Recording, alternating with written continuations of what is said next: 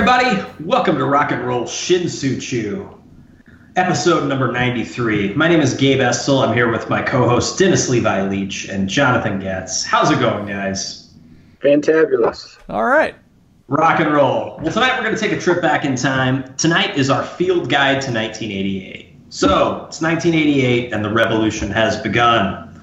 With debut albums from Soundgarden, Jane's Addiction, The Pixies, NWA, Eazy-E, and Widespread Panic, rock is shedding its hairspray image, rap is getting ready to take over the mainstream, and the jam band scene is noodling its first notes.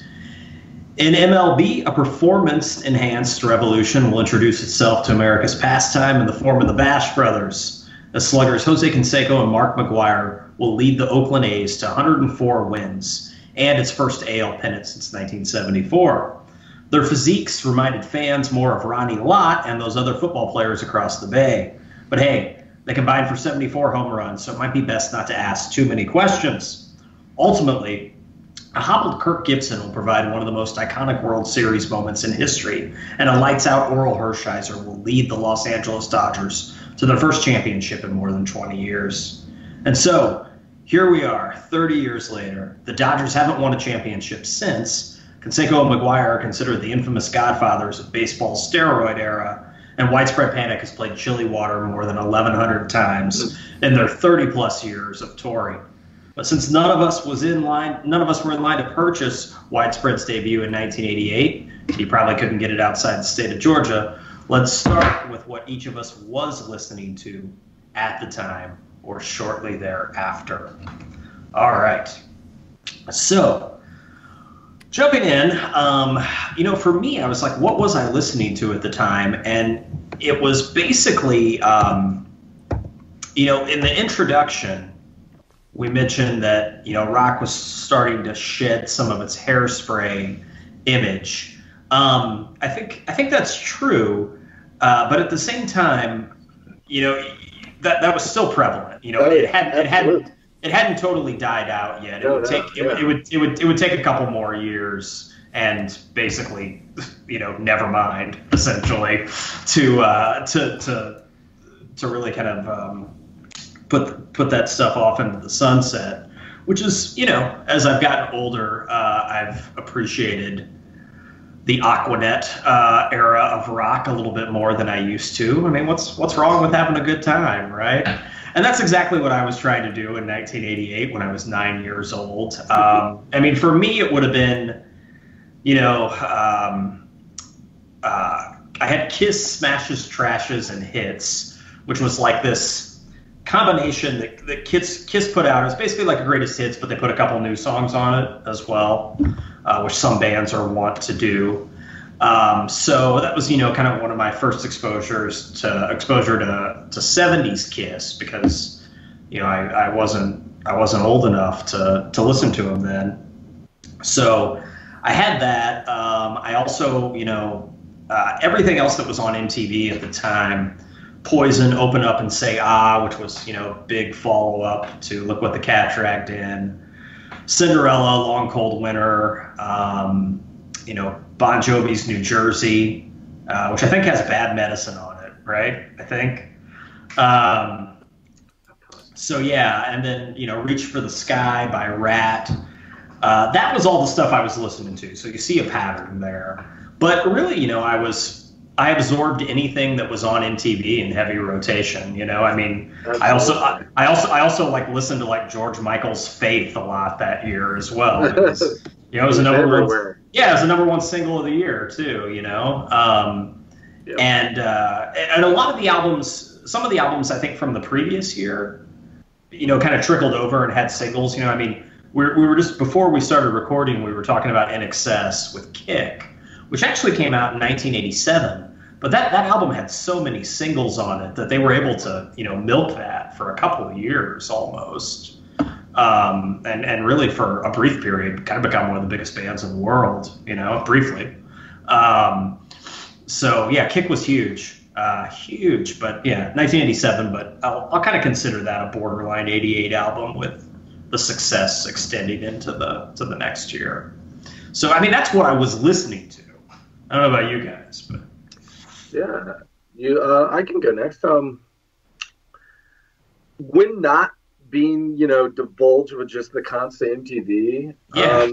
the TV in the other room in my house was always on TNN, the Nashville Network. And Listen, when I was... did you watch a little of that? Remember that little Muppet that was always dirty? Shotgun Red. But... Shotgun Red. He always looked like I don't know if there's like a Muppet laundromat, but he never went to it. Part of that was like they were like, man, Ralph Emery is getting kind of old and like needs some kind of a sidekick to lighten it up a little or something. But like, you can tell there's some of those skits where like Ralph Emery's like, oh Jesus Christ, Puppet, shut the fuck up.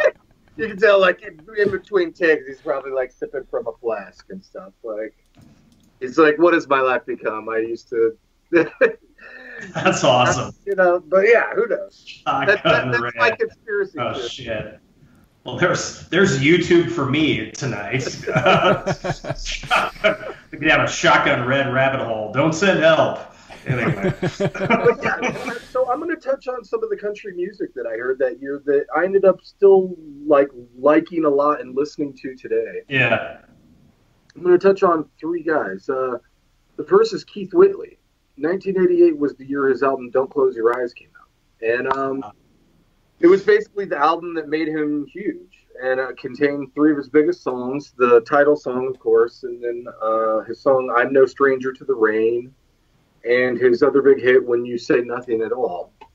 And so those songs were like in constant rotation on the videos and the radio, because when I wasn't at home, I was in a car, and the car was always on country radio as well. Same here. And so the next guy who I always liked, and it was one of those times when it was like kind of the light bulb went off that like you didn't have to be like young and beautiful to like make music and get famous. And I don't mean this in a bad way, but it was a guy named Vern Gosdin who like looked old enough to be anyone's grandfather probably.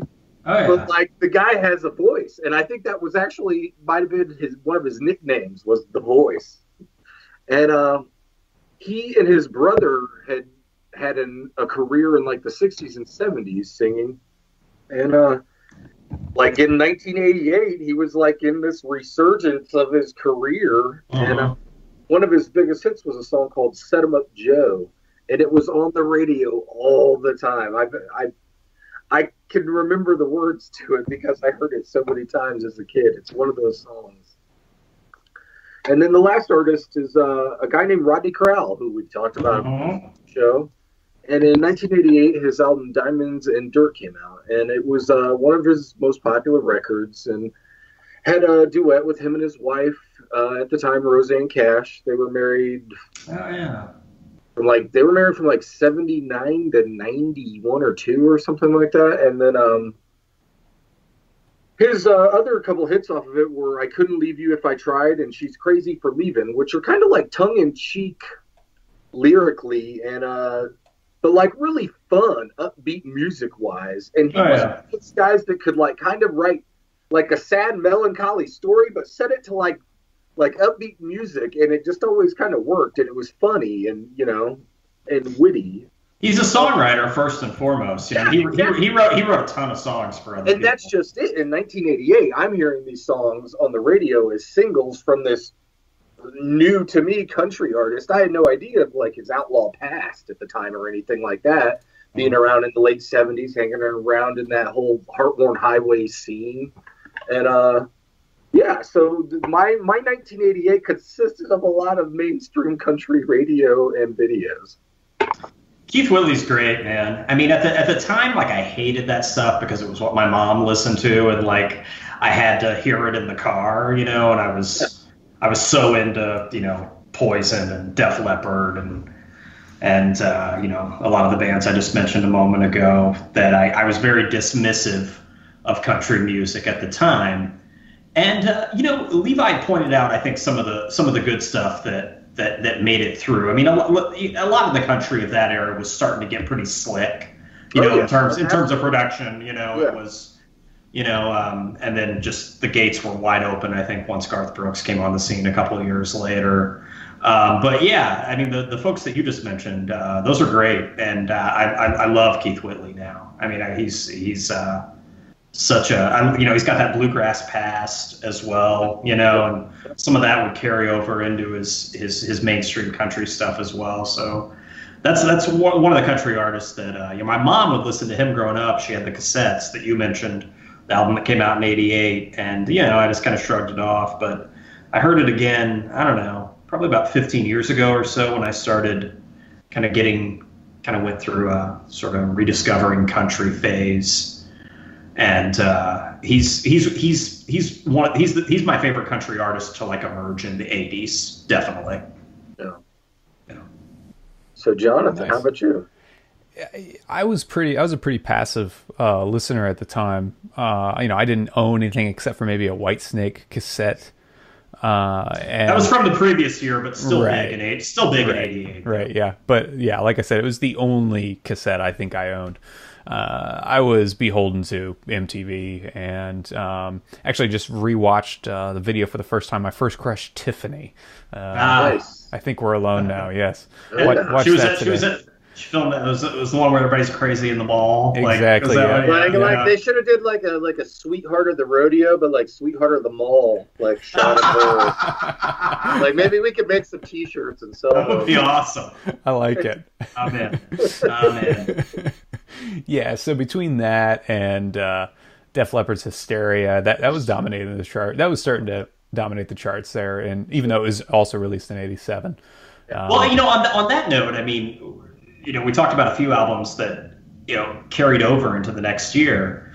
It's just totally different era. You know, I mean, it was so important to have hit singles back then. Mm-hmm. And, you know, Hysteria had like 7 singles. You know, the Whitesnake album had like 3 or 4. In Excess Kick probably had a half a dozen singles. So, you know, you could really, if you found success back then, you know, on the charts, and you were able to, you know, release multiple hit singles from an album, I mean, you could get strong album sales for 2 years on one record, sometimes longer. You know, I mean, you could really milk it, and it's too bad because now, you know, not to say there aren't good albums out now, but it's not like that anymore. You know. No, I would assume that 90% of album sales will come in those first 2 weeks. Yeah, right. You know, just guessing. Mm-hmm. Yeah. Sorry to cut you off, but no, it's all right. Yeah, it's a good point. Because I think a lot of these albums that dominated the charts in '88 were released in '87, if not sooner. But you know, the one that's probably the best taste in music I had at the time was thanks to my brother Sean. He had Living Colour's Vivid, and that rocked. And that was legit. That album still holds up today, man. Oh my gosh, it does. Yeah. And I was reading up on him, and I didn't realize Vernon Reid, the founding member, guitarist, he was previously working in the jazz scene in New York with like Bill Frisell, and he was also working with Public Enemy. And nice. But it was Mick Jagger who produced Living Colour's demo and then helped co-produce Vivid. Yeah. And then Cult of Personality, the video got heavy rotation on MTV, and that's when the album took off and peaked at number 6 on the Billboard. And then they got an opening gig for the Stones on the Steel Wheels tour with GNR. With GNR. Fuck, man, that would have been awesome. That's intense. Yeah. So, that was probably my first legit taste in music.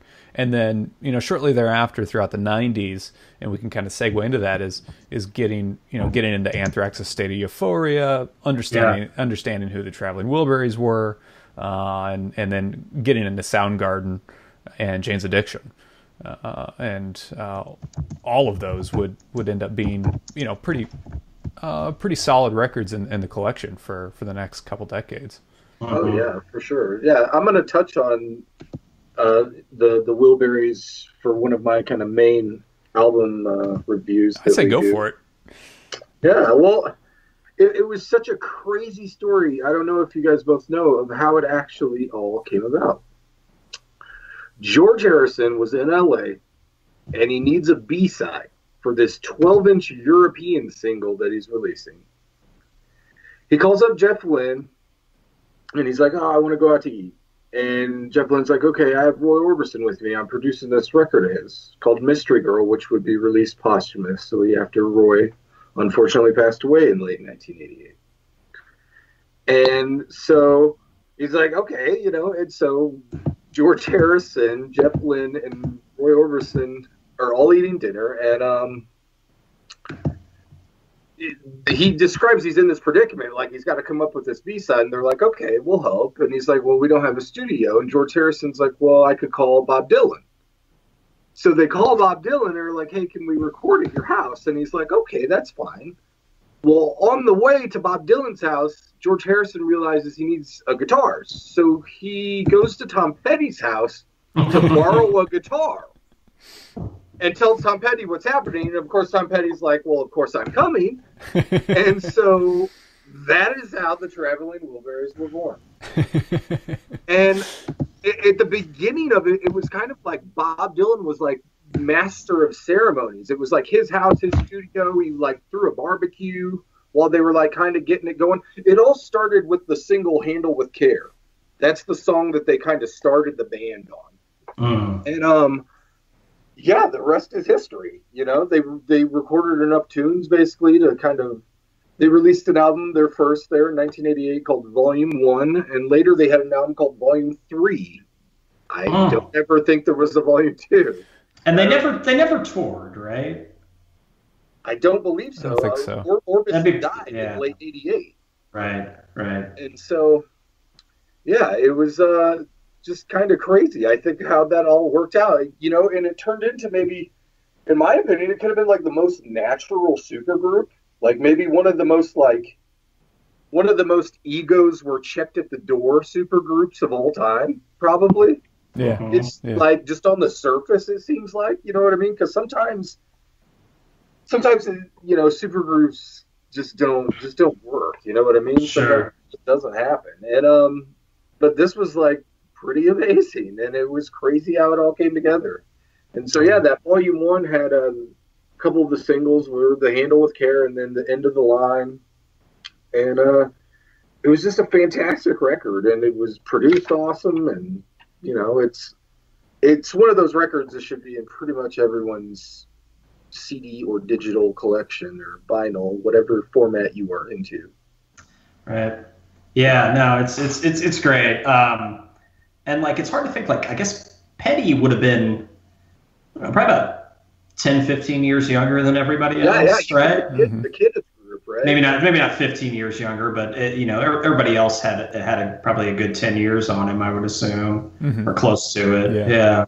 Yeah. He was kind of the aw shucks kid in the group. Yeah, and he was a veteran at that point too. I mean, he'd been in for 13 years or something. Yeah, right. So sold a shit ton of records. Yeah, it's funny to watch the George Harrison documentary and also watch the Tom Petty documentary, Running Down a Dream, and to get all of the different angles of the formation of the Traveling Wilburys. It's funny when they get to that point, and they do devote the attention it deserves. Yeah, it was monumental. I mean, at the time, I didn't know how big it was, how the meeting of all of those minds and talents, how much that meant. Until maybe I was a teenager and I got into all those artists a little bit more. I mean, at the time, it was kind of just another tune on MTV. For me. I mean, a couple other tunes I was going to mention that were just on constant MTV rotation that I can still listen today and I won't change on the radio or whatever. Or, of course, Bobby Brown's My Prerogative. Well, hell yeah. I was a big fan. Everywhere in 1988. Yeah. So, that's a classic. And then maybe this will probably be my 88 guilty pleasure. It's Roxette's The Look. For some reason, I don't mind it. I love that song, and I love the production of it, and I love the guitar tones, and I love I don't know, just the heaven like a bomb, which is really matter. Like I just love that. I don't know what it is. So yeah. I hear you, man. Yeah, they're always like Roxette, the two folks in Roxette, the guy and the girl. They always got good like back to back. You know, they're like, you know, she'll be on the other side, he'll be on this side. Yeah, man, I'm ready. I'm going on a joyride with those two. But anyway, well, I was looking at like, you know, the Hot 100 singles of 1988, and some of them there's a couple on there I don't remember at all, like. Hands to Heaven by a band called Breathe. Do you guys remember that? Got nothing. Yeah. They're an English pop band. Wow. I don't know. That was like the ninth biggest single of the year, and all the others I recognize, but that one escapes me at the moment. Yeah. And hell, man, I don't know, dude. All these songs are. I'm looking at the singles list here, and. Shit, man, they're all classics, you know. I mean, there's nothing wrong with any of this. And 88 was like the year of Milli Vanilli too, right? They would have been like on the boards then, right? I want to say. I don't know if they were then or the next year. Oh, okay. Maybe it might have come out that year. Yeah, I remember they were everywhere. Yeah, it was 88. Yeah, or hold on, the first record. What was the one? Girl, You Know It's True, right? Yeah. They came out with a single. Yeah. Okay. Yeah. Yeah. And then all the All or Nothing. Yeah, it was like all nothing. It was all production. It was like all like studio guys and like girls. Girl, You Know It's True came out the next year, Levi. Okay. And it was the American debut. All or Nothing might have been released later in the States, but originally it was just overseas. Okay. So yeah.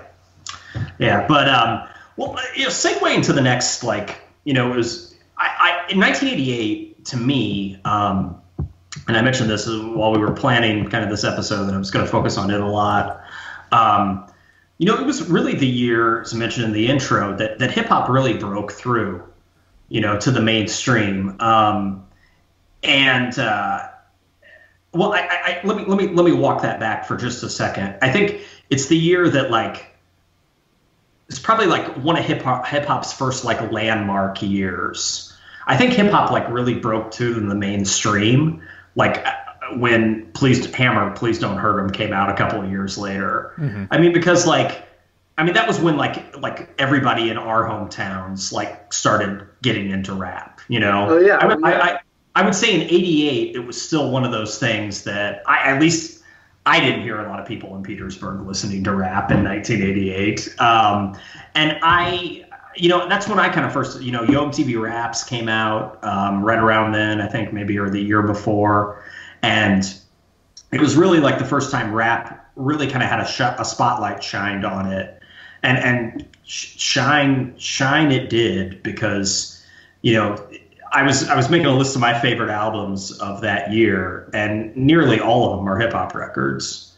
I mean, I think among genres of music, in terms of quality, it had the strongest year by far. I mean, there's just so many good hip hop records that came out in 1988. I don't have time to cover them all tonight, but you know, you've got Straight Outta Compton, which is just, you know, just a classic and not even one of the greatest rap albums of all time, one of the greatest albums of all time, in my opinion. And then, you know, you've also got Boogie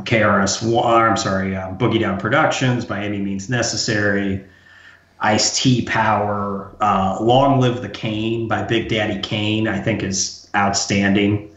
And there's more as well, you know, Strictly Business by EPMD, The Adventures of Slick Rick. I mean, it's just, you know, there's probably about at least 12 to 15 classic, you know, iconic rap albums that came out that year. Mm-hmm. It was really, I don't know, such an exciting time for the genre, because, you know, so much had nothing, like they hadn't really even scratched the surface of what it could do. And speaking of scratching, you know, as I was listening to all those records, and I listened to newer hip hop, you know, the DJs just aren't prevalent in new hip hop like they used to be. 30 years ago, that was an art form, to scratch. And it was, you would always hear the MC give props to his DJ, and, it was just a really important element of it. I think that's missing from new rap. It's not to say new rappers don't have DJs, but, it's more like guy on a guy on a MacBook or something, I mean. Well, and I mean, it was sold to us as that through TV, like DJ Jazzy Jeff and Fresh Prince, and Eric B and Rakim, and all the different people who were together. Like you said, it was, if you didn't shout out your DJ, it was like you were an asshole. Yeah, right. Yeah, Spinderella from Salt and Pepper. I mean, it was. There's just a legion of good DJs on all those records that I just mentioned. Yeah, I mean, Dr. Dre for NWA was, a DJ and an MC, doing double duty. So there's, you've got kind of the politically charged albums of that year, like Straight Outta Compton, and I keep saying KRS-One, but it's technically Boogie Down Productions. By any means necessary. Public Enemies. It Takes a Nation of Millions to Hold Us Back came out that year, which is, probably I don't know if it's their most famous record, but it's probably, it's certainly their most groundbreaking. It's their debut LP, at least, I think. And it had a political urgency to it as well, that sometimes is missing in some of the rap of the next decade of the 90s, but yeah, I mean, it's all those albums I just mentioned are just hip hop masterpieces. Yeah, I had a lot of fun listening to many of these albums for the very first time this past week. The EPMD was tons of fun. I've been doing the Steve Martin all week long, and NWA, I remember in middle school, so I would have been, this has probably been 91. I remember a schoolmate getting the NWA cassette, and he brought it to school, and you could see it. Yeah. And so I guess that would tell you it took 3 years for it to get to Petersburg, probably, at least. Yeah. So that sounds about right, actually. 3 years, and then I was looking at the Billboard charts because I was curious when rap and hip hop albums would start to dominate. And while a few made it, would reach number one in the subsequent years, it wasn't really until about a decade later, 1998, when hip hop dominated the charts. Yeah. Right. Where the majority of number one albums throughout the year were hip hop albums. So I thought that was interesting. It took that long because I didn't think it did take that long. Right. Yeah, that's a good point. I never really thought about chart success in all those albums that I just mentioned. I'm thinking about I'm trying to think what would have been the first hip hop song that I remember. And it came out that year, actually. It's Kool Moe Dee's Wild Wild West. That is the first rap song I remember hearing. And that was at least the first one I remember. But it would have been Audio MTV Raps, when the video came out. And he had those badass wraparound kind of sunglasses as well. I don't know, just maybe they're, I don't know if they're not wraparound, but if you just Google image it and he comes up and he's a badass. But, some of those records that I just mentioned, I didn't really get in until later either, Jonathan. I mean, Straight Outta Compton, I heard it a couple years later from, actually, a mutual friend, Jimmy Reddy, was the first person to play it for me, and it blew my fucking mind. I don't know if I was ready for that, I mean, I heard it, and I think at the time I was more drawn to it was perverted. You know what I mean? I mean, it was at times. So you're kind of drawn to that, and you're like, you giggle over it. But then, it took me a few years later before I realized how strong it was politically. The album, and just as powerful and as relevant today as it was 30 years ago now. and you could say the same thing about Texas Nation of Millions as well. But Kool Moe Dee and Big Daddy Kane, which is his big single off that album, "Long Live the Kane," I think was it's the Half Steppin'. What is it? Hold on. Oh yeah, "Ain't No Half Steppin'." That was like his sort of big single from that year, and those were like the first two rappers I remember that I connected with were Big Daddy Kane and Kool Moe Dee. And then, the other stuff that I mentioned, Public Enemy, NWA, a couple years later. And then I didn't appreciate Eric B. and Rakim until about 1992 when the Juice soundtrack came up, which we talked about in a previous episode. It's a phenomenal soundtrack. But my favorite LP of that year, if I had to pick one, would be Straight Outta Compton. And then I think a close second would be Eric B. and Rakim's Follow the Leader.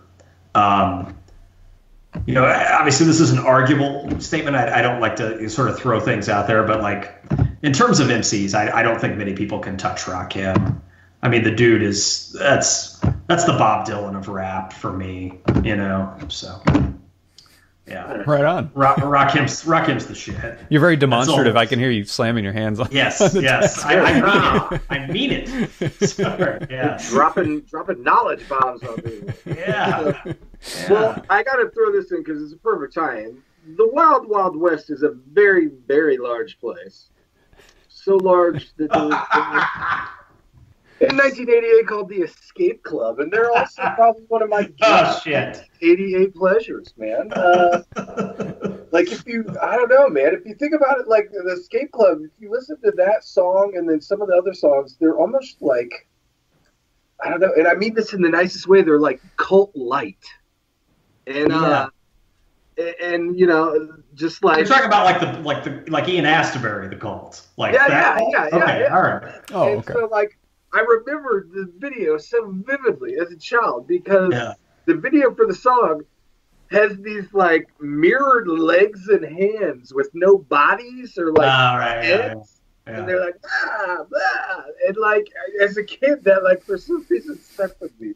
And so like going back today, I have found the record, at thrifts or whatnot, and I own a copy, and I can say, it's produced pretty well, and it's got great 80s style production, and one of their like weird claims to fame is they're one of the only bands to have a #1 in the USA, a #1 hit, and it not chart at all in the UK.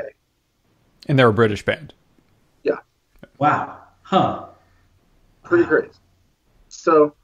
Yeah, that's. I wanted to throw that in there, tied into your Wild Wild West. Nice. If there's a cover band out there that can do Wild Wild West era, Wild Wild West, I want them to play my button. And then did Will Smith do a version for? Yeah. Well, speaking of him, I mean, right. Yeah, I made a crappy movie out of it too.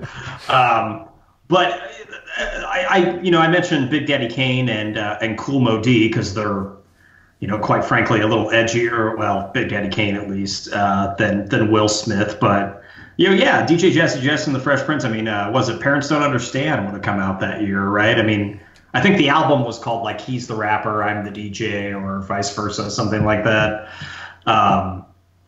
But that's another one. That is, that was my early exposure to rap as well. DJ sure, Jazzy. Yeah. I bet that was the introduction for a lot of people already. Oh, yeah, absolutely. Yeah, it came out in February of 88. Yep. February of 88, yeah.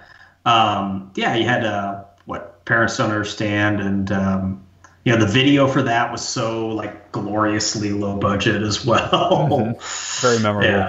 Yeah. So, he's important, man. It's it's hard to believe, it's 30 years ago. Yeah. He's still got a youthfulness to him. Will Smith does. So. For sure. Yeah.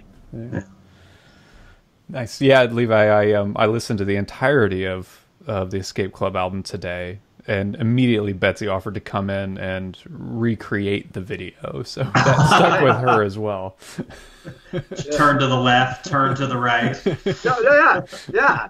I don't care as long as she comes tonight. You know what I'm saying? Yeah. She's so mean. Yeah. No, it is a solidly produced record, though. Yeah. And another really slick record that I can go back and listen to today and appreciate, and I at one time, probably wouldn't have, is Winger. In 1988, Kip Winger started his band of his own name, and the self-titled record is full of, like we said, slick 80s production. And one of the things, though, I think is that you can listen to the songs on that record, and you gain that there's like more to them musically than a lot of 80s bands. Like, I'm not going to say they were like progressive like Yes or anything, but like, they were like kind of progressive for an 80s hair band. And it was sort of like a little bit more of an Aquanet Queensryche at times. You know what I mean? Yeah. Right, yeah. And the two big singles off of it were, of course, She's Only 17, which is a song about underage illegal love. Right. And they weren't the first ones to sing about it. No. You don't hear a lot of those songs anymore. I'm wondering, was 17 maybe one of the last major pedophile hits? 17 in parentheses, but it was legal in our state. Yeah, right. There are certain states where that's acceptable. Okay. Yeah. And then their big ballad, Headed for a Heartbreak, was big. And that song, Headed for a Heartbreak, I'll never forget the video. He's obviously spent hours in the chair because his hair is looking awesome with the Aquanet. Yeah. And he's got like the most perfect looking, and like, I don't know if it's like old Hollywood tricks where it's like glue and coffee grounds. Oh, yeah. But the dude has the most perfect 5 o'clock shadow. Yeah, it's like better than, like, remember Rick Fox, the NBA player, always had a great 5 o'clock shadow. It's right up. It's like Rick Fox good. Yeah. That was always one thing I remember from that. Listen, he's a good-looking son of a bitch, Kip Winger. Oh, yeah. He is. Yeah. Yeah, Red Beach on guitar. One of the songs off that album was Purple Haze. They covered it, and that's kind of different. You didn't hear a lot of like 80s hair bands covering like. Do you know who played the guitar solo on that version of Purple Haze, Levi? In the left channel, you'll hear nothing but Dweezil Zappa. Wow. Got it. Yeah. Wow. That's when old Dweezil was a VJ on MTV. Yeah, Dweezil. And you can, like, when you hear it, you can definitely hear like left channel, right channel separation. So yeah, next time you listen to it, Jonathan, it's Dweezil Zappa playing in the left channel. I have to confess, I did put on the Winger today, but I didn't make it to Purple Haze. I tried, Levi. I tried. I think one of the things that I came to appreciate so much about it later was when I became a guitar player and was trying to get into like learning some of the 80s guitar riffs. The riff to 17 is a B, man, to learn and play correctly. And so, like, I always respected them for the fact that it was, like, I don't know, technically proficient, and it sounded good and sold a lot of records. Sure. Yeah. I recognize that. Yeah. There was, another thing about 1988, there's a lot of bands that are, critically acclaimed put out records that year. And one album that I would have heard back then that is I mentioned NWA and Eric B. and Rakim, but right up in there in my top 4 on the silver medal and gold stand would be Green by REM. I know we're switching gears, so we went from Winger to REM, but it was a glorious time. Yeah, and that was really REM's. I wouldn't say it was like their first video or anything, but that was certainly when they graduated to larger audiences. They were kind of like, that label gets thrown around, kind of college rock, prior to or college radio rock prior to Green. they've been around for a few years, but a little bit not as popular, certainly. But that made them, that album essentially came close to making them superstars. They get it a couple of years later with a few years later with Out of Time. But yeah, Green to me is just so rich musically. It's got one of the best opening tracks in Pop Song '89, and then it goes. My only issue with Green, and I maybe would have moved some of the tracks around, because to me one of the most beautiful songs R.E.M. ever wrote was "You Are the Everything." It's got those it's like number 3 on Green. It's got those really just beautiful kind of swirling mandolins in it. And I'm not usually a fan of the mandolin in my rock, but Mike Mills playing it does the trick. And then right after, so I'm like almost, I'm almost, the other day I was listening to it in preparation for this episode. I was almost crying, for You Are the Everything, because it's such a beautiful song. And then right after it is Stand, which is like, so like, yeah. And I'm like, oh, okay, all right. I guess I'm trying to get happy now. So yeah, but I still love that record. And there's a few other, there's a lot of albums that, people who probably had much better taste than 9-year-old me in 1988. Like Morrissey came out with a record that year, My Bloody Valentine, Jane's Addiction, Nothing Shocking. Oh yeah. That was definitely one I appreciated later. Yeah, same here. And then for me, as well, Sonic Youth, Daydream Nation. I at the time I wouldn't even know what it was, but I listened to it as well, and it's good. I mean, it's kind of like sort of, I don't know. To me, they were kind of like the Velvet Underground of the late '80s. With the female, with Kim Gordon and Thurston Moore. But that was just stuff that just a 9-year-old kid in Petersburg, that's just not going to be on your radar, any of that stuff, Right, yeah. And the last album that I was going to touch on that was in this category for me was John Hiatt's album from 1988. It's called Slow Turning. And he was coming off his most popular record of his career, which was in 1987, called Bring the Family. And that album was huge and had one of his biggest hits, Have a Little Faith in Me. And that album contained like his dream band. He said like he wanted to record with Ry Cooder, Nick Lowe, and Jim Keltner. Oh. And so they did. And they would later reform as a band called Little Village and release an album. And so he couldn't get those guys together for this album in 1988 called Slow Turning. So he used his backup his road band at the time, which was called the Goners, who happened to feature Sonny Landreth on guitar, who is an amazing guitar player. And so, yeah, it's just a great, I don't even know. Like, I mean, I think it gets lumped into kind of like whatever that subgenre is, like Heartland rock. It comprises the two Johns, John Hiatt and Mellencamp. Sure. As today, I appreciate it as like it may be like one of the most perfect middle-aged dad records. It's got like a great middle-aged dad rock sound to it. So that's something I've definitely eased into and liked since becoming old. John Hiatt's definitely a middle-aged NPR listening dad musician. So, yeah. Well, I do live in Colorado, so man, it's rubbing off, I guess. There we go. So, like, who would have played John Hiatt in 1988? I mean, like, was he on it? Because, like, he wouldn't have been country enough, probably, for TNN. Yeah. Right? Like, I'm not sure, it would have been, like, college radio. Yeah, I guess it would have been college. Yeah, right. Like some of the early alternative type country stations, the people that were playing like the Dwight Yoakams and the Lyle Lovetts and stuff of the day. Right. Yeah. It's good that stuff found an audience. It's deserving of a larger one. But yeah. Well, can we talk about one record from 1988 that was very much a transition album for one of the most important bands of the last now, gosh, 35 years.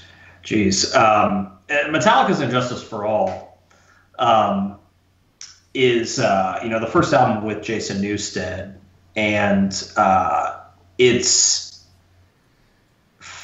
to me, so much different than their previous records with Cliff.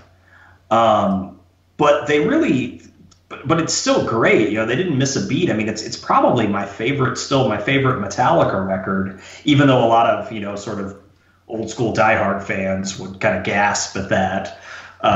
It seems like, I don't know if you guys, like the old Metallica fans I know are definitely like, it's kind of like the first 3 albums or nothing. With that Justice for All kind of being like sort of dividing the community, and then some people kind of writing off the Black Album in its entirely. And Justice for All is, to me, really Kirk Hammett's best moments in Metallica. He is that. He's the anchor of that album. The bass player. I don't even, hell, it's weird because you like hardly even hear bass on that album. Oh yeah, it's like one of the most turned down bass records of all time. Yeah, whereas like previous Metallica records, it's like they had like the metal Jaco Pastorius and Cliff Burton, Right. This guy who could do all these like really crazy solos and things like that. This is definitely, it's different. But it really worked for me. I mean, the title track is great. The whole album's great. And that was probably my first exposure, and probably for the same for a lot of people, to heavy metal. I mean, the album, the bands that I mentioned earlier in the show, they played those videos right before or after Injustice for All, but I wouldn't consider any of those bands metal. I just, when I heard Injustice for All, I think I was in 3rd or 4th grade. I never heard anything that heavy. I mean, I just, like those 2 albums that came out that year that just hit me like a ton of bricks, were Straight Outta Compton, for its content, and then Injustice for All for just how pulverizing the music was. I just, 9 years old, shit, that stuff blew my mind. I didn't know you could play music that heavy. And then somebody's like, check out Slayer. And I'm like, what? So yeah. But it's got a special place for me, Injustice for All. I had the cassette. Oh yeah, me too. I wore out a cassette, mowing yards for money, probably between the ages of like 10 or 11 and 12 or 14. So like, yeah, it was the most played cassette in the old Walkman. That was when like Metallica like was still like really metal in appearance too. Like every picture you saw, they all were black. Oh yeah, they always had sunglasses on. Yeah, they were like the OG Heshers for sure, dude. Definitely.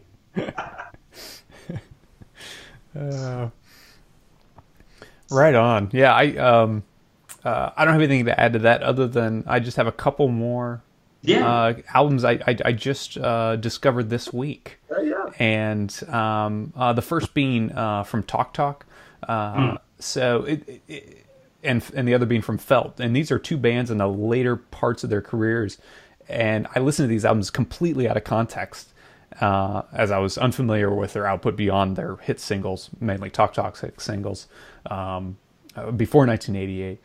And but the Talk Talk, the British band, synth pop, they released five records between 82 and 91, and that was it. But this album, in particular, sorry, I just went off the title of the album. But it's Spirit of Eden. Spirit of Eden, thank you. Yeah, it's a big departure for him.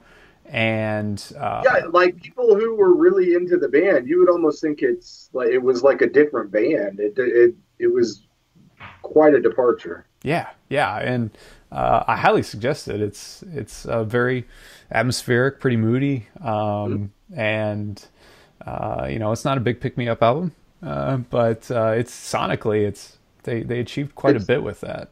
Yeah, it was probably one of the most critically acclaimed records, but it didn't sell as well as the others. No, not at all. Like, Sure. yeah, I mean, It's My Life was kind of hard to top for them as far as like sales and all that of that era and later. Mm-hmm. They were a great band.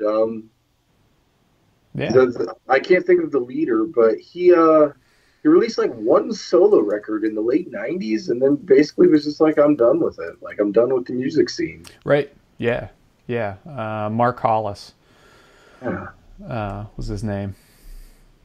They're British, right? Talk yeah. Talk's British. Yeah, right. That's what I thought. Yeah. And Felt is also British, and I listened to Felt's The Pictorial Jackson Review is the name of the record, and they released about 10 studio albums, EPs, LPs between 82 and 89, and that was it for them. And bands like Bell and Sebastian and Manic Street Preachers would cite them as influences. It's funny because the first sound of this album sounds like television backing Dylan on Blonde. It's concise pop songs with these like fantastic organ blasts, and a guy who sounds a lot like Lou Reed as well. Alternatively, the second side consists of 2 keyboard instrumentals. Which is so strange. It's like, so I don't want to say off-putting, but like, as like someone who was like into the band, you would have like flipped over the record and been like, is this the right, did they press this wrong? Like, yeah, like, was this correct? So it's the keyboardist for Felt was Martin Duffy, and he would go on to be a staple member of Primal Scream throughout the 90s and 2000s. But Felt might be my new favorite band for the summer, and I'm really looking forward to digging into their catalog, mainly prior to this album. Such a strange band because the very next record they actually released without their founder, but they still went by Felt, and he like contributed to it in other ways. Like, he did the song titles for it. So strange band. Yeah. Nice. Well, let's shift gears a little bit to the Diamond, folks. Let's go ahead and discuss a really important year for baseball in 1988. I'd probably speak for all of us. That was definitely probably the apex of me collecting baseball cards. You know, like I felt like I was going really strong in '88. You know, wax boxes, all that. You know what I mean? It was all out there. Even though Topps had a pretty weak set that year, They did, yeah. It's probably like the weakest. yeah, and then Upper Deck didn't come out until '89, right? I believe. Okay, so yeah, Score started in '88. Right? Yeah, and I've always been a big Score fan. I think they're underrated cards. I like the texture of the cards. That Score's debut year, and then also for 1988, you also have that's the debut year of starting lineup figures. Unfortunately, I don't have any of mine with me, but I will be posting pics throughout in promotion for this episode. I have a 10-year later. I have a '98 Larry Walker that I'm going to be getting to use soon. So Nice, awesome. Yeah, this is a starting lineup for the folks playing at home who have never seen one. nice. Yeah, man, it was. I was so excited when those figures came out, and it's just Because it the was 80s a was great such year. an action figure time. You know what I mean? Oh, weren't they? Yeah. Like toys as kids and boys, and so it was like it was just natural. It was like, why did it take so long to get action figures of sports players? You know? I know, right? Yeah. Yeah. And they made so freaking many of them those first 2 years. Yeah. I mean, it's like close to like 200 figures for 88 and 89, and then each successive year you started getting fewer and fewer. But 88 and 89, man, they loaded up on that shit. So there's almost like 400 figures those first 2 years? Yeah, I think so. Wow. About. That's awesome. Yeah, dude. I mean, like, and some of the people that got them, you know, were like, you know, they maybe only had like one, like, you know, because it would have been like 1987 stats. Yeah. So, you know, I'm looking here. I found Like a checklist here. Okay. Guys like Brian Downing, Gary Reedus, Shane Rawley, Yeah. Brian Seitzer had Downey one, was nice. pretty good though, dude. Okay, Brian all right, Downey, sorry. yeah, don't knock down. Don't knock down. Tom Herr had one. Zane Smith, Ozzy Virgil, Yeah. Devon White, nice. Oh yeah. Eric Davis, Glenn Davis, Jody Davis. They had to get a Cubs catcher. guys. Ken Phelps from Seattle. You guys remember him? And Jim Yeah. Presley from Yeah. Seattle. They Yeah. they had him. Both those guys had 88 figures. Yeah. Yeah. I think I've got both of those actually. Yeah. Zane For a Smith. completist. Jack Clark on the Yankees. Oh yeah. Matt Noakes, Yeah. our boy Matt Noakes got one. Yep. Yeah. Donnie Moore. Chris Brown from San Diego Padres. Okay. No recollection of that guy. No.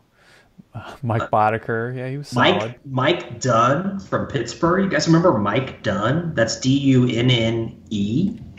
So how many MLB players are there like in a given season? Several hundred, right? There's 25 guys on each team. And so 25 teams at the 25 times time. How many 32. teams were there at the time? At the time, I think there were like 26 teams. Yeah. Okay. And so our math would tell us then that 26 times 650. 25.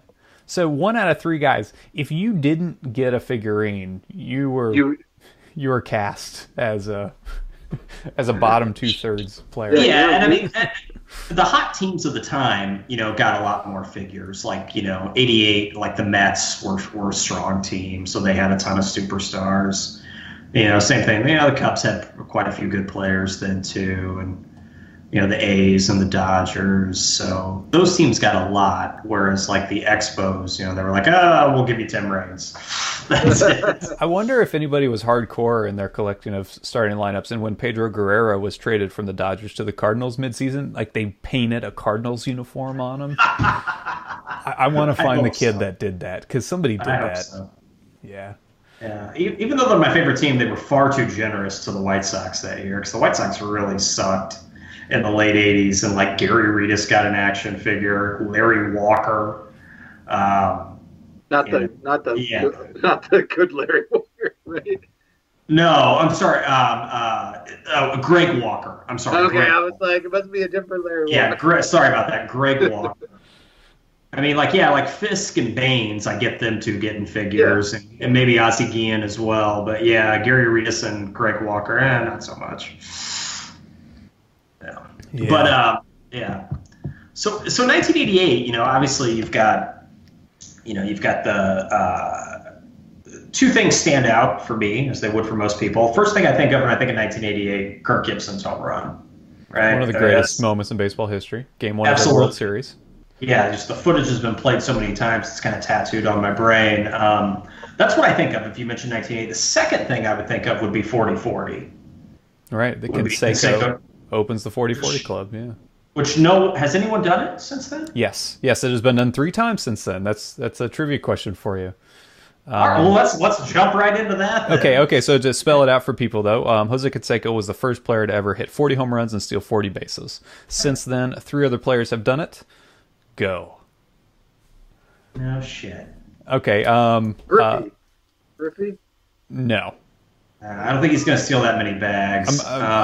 Think steroids. Think steroids era? Yeah. So McGwire? No. Juan Gonzalez was never that fast, right? No. NL. Okay, think National League. All right. Yeah. Who's the godfather here? Probably the greatest athlete of his generation at the time. Barry Bonds. Thank you. Yeah. Barry Bonds. Yeah, all right. What year was Barry Bonds 40-40? Oh, shit. I knew you were going to ask that. I was just curious. Okay. There is a Wikipedia page for it. That gives me time to think about. Well, I don't want to look and find the answers. Assume he was on the Giants. Yes. Yeah. And so there's one more we got to get, you said? So there's 4 total. Canseco, okay. Bonds. And Bonds did it in 96 with the Giants. 42 home runs, 40 stolen bases. The next player did it for the Mariners in 1998. Not Ken Griffey Jr. Jay Buhner? Alex Gonzalez. No. You're close. A-Rod. A-Rod. There you go. Alex I Rodriguez. said Gonzalez. He went 42 and 46. Yep. Yeah. And then here's your wild card in 2006 for the Washington Nationals. Levi, you should know this. It's your boy. Oh, who? Jason Worth? No. I'm sorry. What'd you say? He wasn't on the Nationals yet. Okay. I know who it is. I know who it is. Washington National also was a Cub at one point for several years. I'm gonna probably be like, duh, when you say it. You will be. He was always You will be. lambasted as overpaid, but he still produced quite regularly. He just had a huge contract. He also played in infield and outfield, too, in his career. Hit 46 home runs, stole 41 bases for the 2006 Washington Nationals. I don't know who. Alfonso Soriano. Wow. He was the last member of the 40-40 club. Yeah. Damn. Yeah. Was it really advertised much when he did it? Because I don't even remember that. Yeah, I don't know. I mean, I had other priorities, maybe. Center that night or whatever, but that's crazy. Yeah, I didn't even know he was part of the 40-40 club. Yeah. Because when Canseco being the first one to do it, I mean that shit was everywhere. I mean, granted, that's the first one. There were cards devoted to it. Yeah, cards. Each of the major card manufacturers devoted a card or two to it, and just obviously he was such a star too. I mean, that was his year. Oh, for sure. Yeah. Yeah. The ironic thing about that year is that home runs were way down in 1988, and by 25%. Did Canseco lead the league in home runs too? Yeah. Okay. In 87 there were 4,400 home runs hit. In 88 there were only 3,100. In contrast, last year dropped. Last year there were 6,100 home runs. Oh, in 2017? Wow. On pace to break that now. Actually, I don't know if they are. I take that back. So, him and McGwire bashing these home runs in a year where home runs were down. And the 80s were the only decade where no player hit 50, if I recall correctly. But, so that was the year the Orioles started 0-21. Wow, 0-21. This is the worst start ever, right? Yeah. I'd assume. Yeah. The cool thing about that was that when they broke the streak in Comiskey, against the White Sox, they finally won their first game. And then they went home. They returned home to Baltimore. In their next game, 50,000 people showed up, which is pretty cool if you think about it. Yeah. And even Morgana came out and kissed Cal Ripken at home plate. I mean, that would have been in Ripken's prime, 88. Yeah. I'm trying to think who else they had. I think Glenn Davis was still on Houston then. They didn't have much. They didn't have, obviously not. Yeah.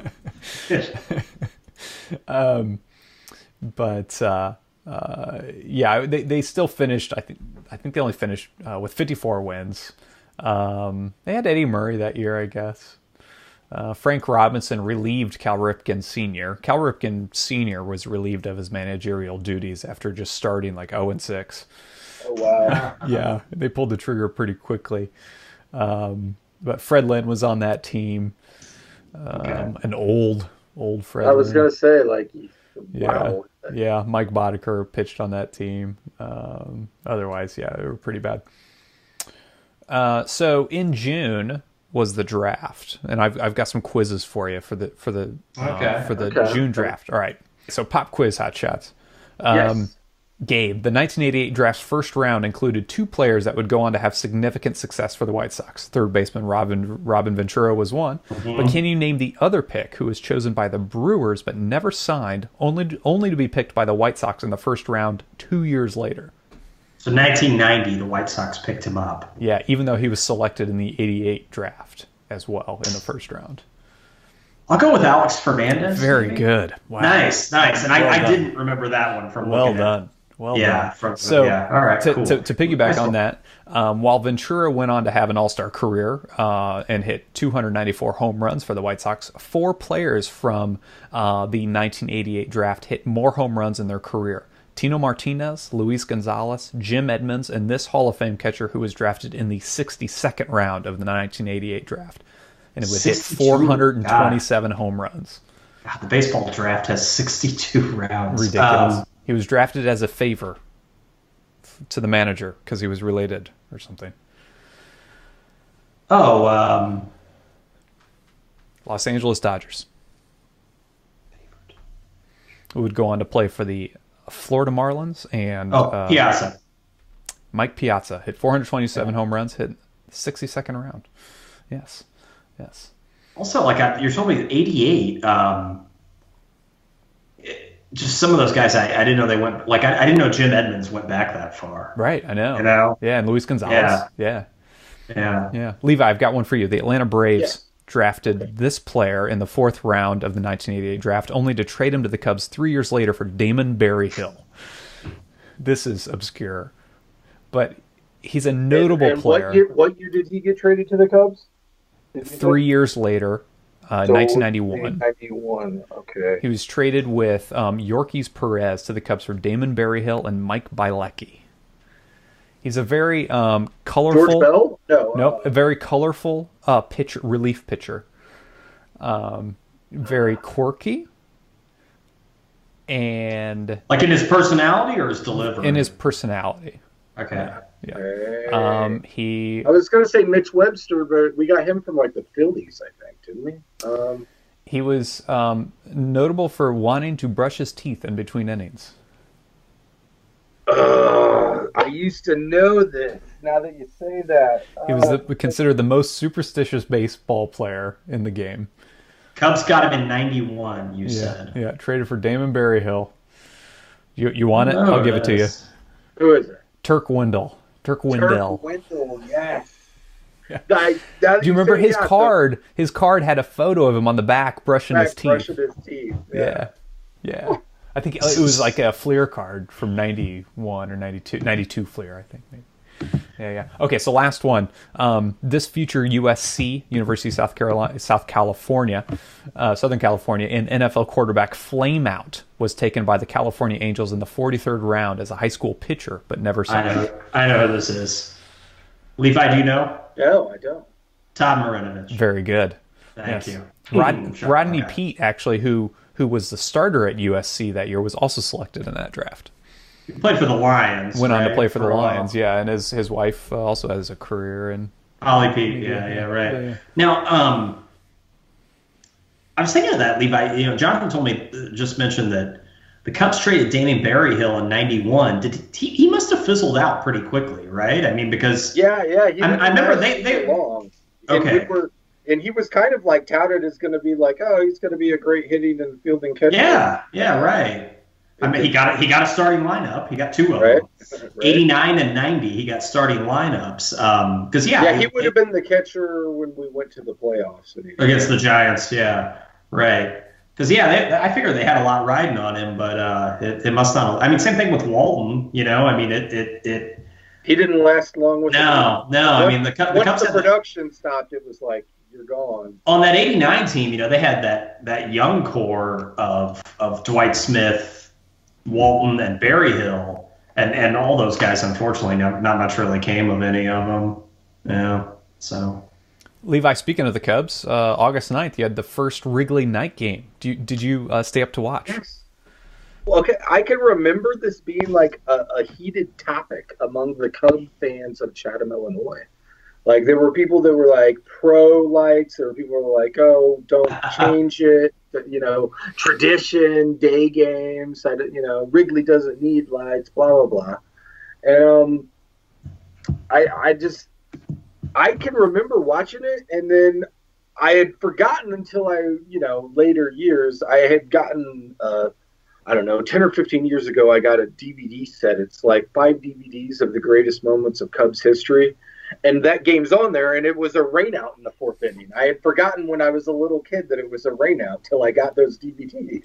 Mm-hmm. And, Yeah, it was really cool to see Greg Maddux and some of the relief pitchers. After they put the tarps on the field, they used them like slip and slides and like slid on them. And Don Zimmer fined them like $500 a piece. Oh, Zim.